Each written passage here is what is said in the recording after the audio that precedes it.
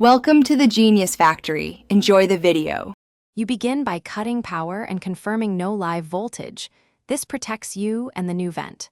Once the filter is out, remove visible screws and locate hidden fasteners. Make sure to support the hood so it doesn't drop. You should have a second person if the hood is heavy. Next, disconnect the electrical connector and label wires as you separate them.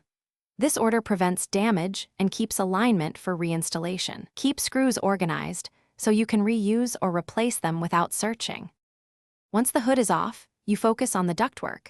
Loosen the clamp or screws and pull the duct away from the hood collar while supporting the duct so insulation doesn't tear. You must measure the duct diameter and the opening thickness to pick the correct vent adapter. Then clean grease and debris so the new vent seats flush. If the opening is irregular, carefully trim drywall and add framing support. This ensures a solid seal and proper screw engagement for the vent flange.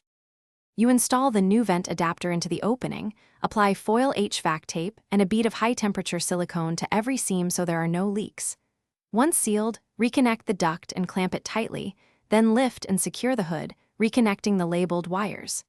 Restore power and run the fan at multiple speeds to verify airflow. If airflow is weak, check for crushed ducts, excess bends, or loose clamps. One key troubleshooting step is to measure static. Thanks for watching. If you found this helpful, don't forget to like and subscribe.